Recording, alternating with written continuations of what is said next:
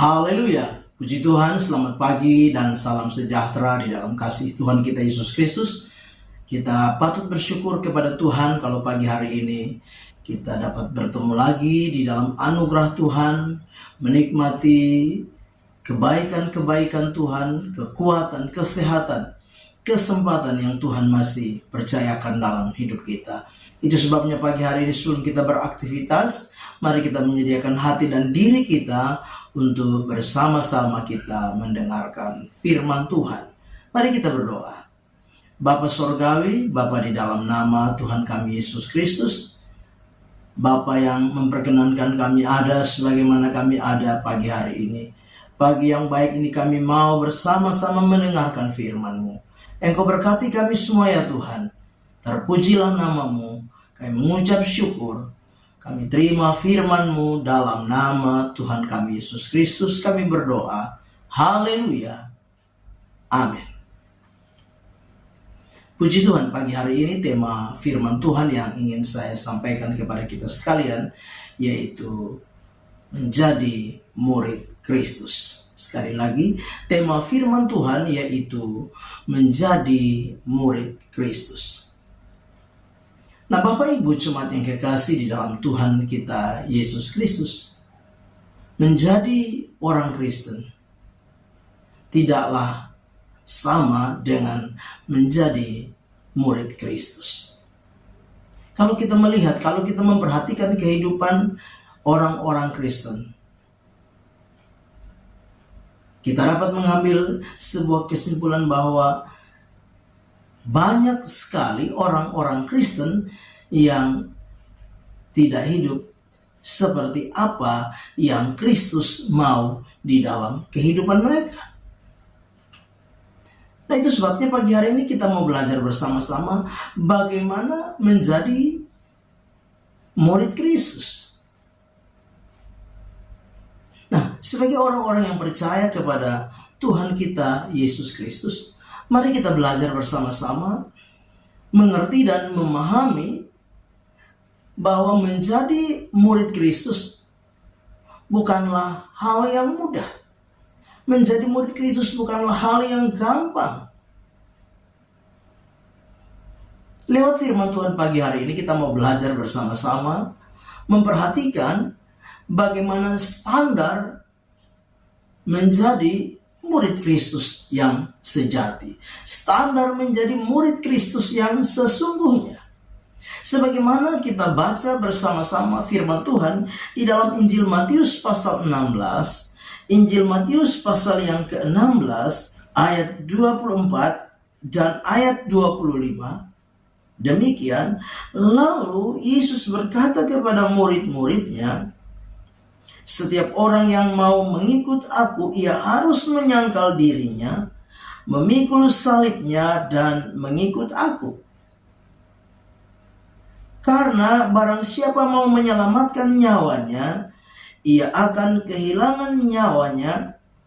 Tetapi barang siapa kehilangan nyawanya karena aku, ia akan memperolehnya.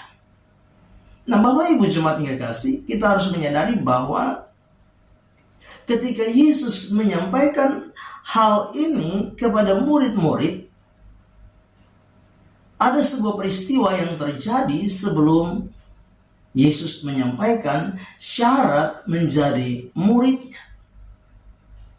Di dalam pembacaan Matius 16 ini, khususnya mulai dari ayat 21 sampai dengan ayat yang ke-23, ada sebuah peristiwa yang terjadi di mana Petrus menghalangi akan rencana keselamatan yang akan dikerjakan oleh Yesus.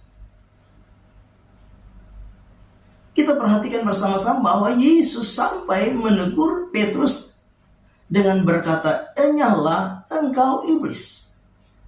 Di dalam ayat yang ke-23 di sana dikatakan, maka Yesus berpaling dan berkata kepada Petrus, "Enyahlah iblis, engkau suatu batu sandungan bagiku, sebab engkau bukan memikirkan apa yang dipikirkan Allah, melainkan apa yang dipikirkan manusia."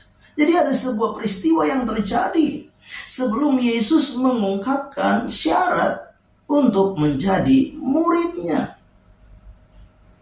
Ketika Yesus menyampaikan kepada murid-muridnya tentang rencana penyelamatan yang harus ia kerjakan, di mana Yesus harus masuk dalam penderitaan, Yesus harus menanggung penderitaan, bahkan dia harus mati, dikubur, dan pada hari ketiga dia akan bangkit kembali. Maka Petrus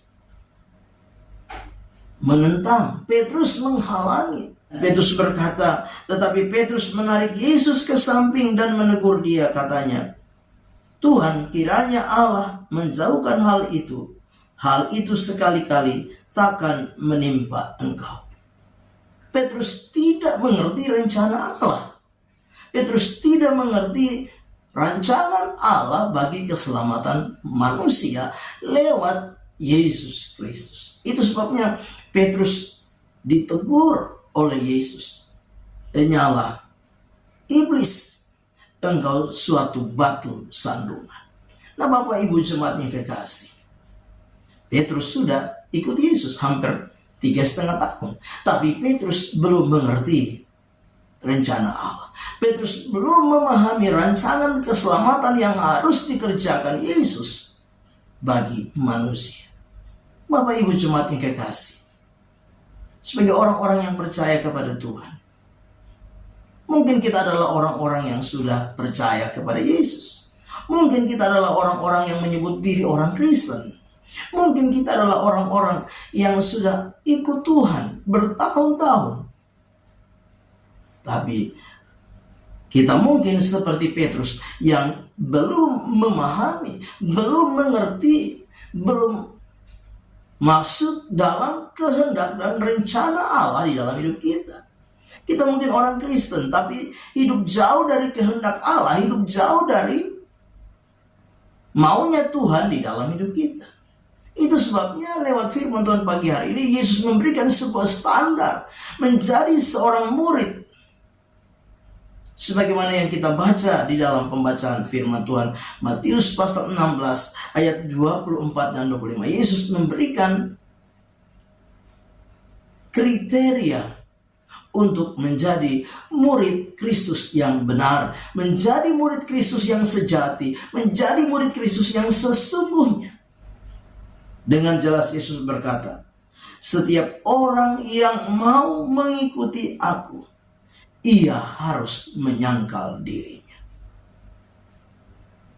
Jadi yang mau ikut Tuhan, yang mau menjadi murid Tuhan harus apa? Menyangkal diri. Bukan hal yang mudah. Melepaskan diri dari segala hal yang tidak sesuai dengan keinginan Tuhan. Melepaskan diri dari keinginan-keinginan daging, keinginan-keinginan hawa nafsu. Melepaskan diri dari segala ikatan-ikatan dunia yang mengikat, membelenggu kehidupan kita. Untuk menjadi murid Kristus kita harus mati bagi diri kita, menyangkali diri kita. Baru kita layak disebut murid Kristus. Ia harus menyangkal dirinya, memikul salibnya, dan mengikut aku. Memikul salib. Ini butuh apa? Butuh sebuah pengorbanan. Ikut Tuhan itu butuh pengorbanan. Ikut Tuhan bukan untuk apa? Mencari keuntungan. Ikut Tuhan untuk apa? Bukan untuk kepuasan diri. Bukan untuk kepentingan diri. Tapi ikut Tuhan artinya apa? Kita harus rela berkorban di dalam hidup ini.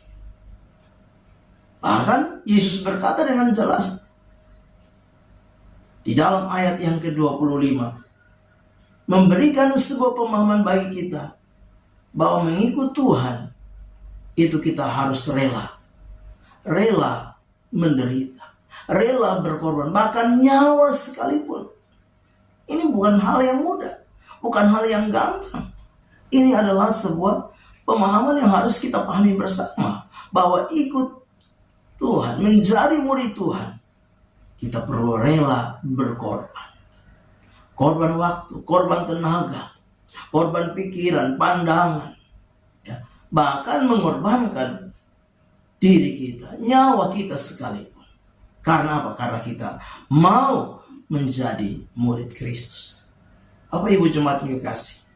Pagi hari ini, jadilah murid Kristus yang sejati. Jadilah murid Kristus yang sesungguhnya. Bukan sekedar menjadi orang Kristen, tapi jadilah pengikut Kristus yang sesungguhnya. Yaitu, Yesus berkata, barang siapa mau mengikut aku, ia harus menyangkal dirinya, memikul salib, dan mengikuti aku. Amin. Kita berdoa. Bapa di dalam surga, di dalam nama Tuhan kami Yesus Kristus, pagi hari ini firman Tuhan kami diajar, kami diingatkan betapa pentingnya kami menjadi murid Kristus yang sejati, murid Kristus yang sesungguhnya. Tidak sebatas kami menjadi orang Kristen, tapi biarlah kami mau belajar menjadi murid Kristus yang sesungguhnya, yang hidup seperti apa yang Engkau kehendaki di dalam kehidupan ini. Berkati kami semua dengan firman-Mu ya Tuhan. Kami serahkan semua dalam tangan Tuhan. Kami mengucap syukur. Dalam nama Tuhan kami Yesus Kristus, kami berdoa. Haleluya. Amin. Selamat pagi. Tuhan Yesus memberkati.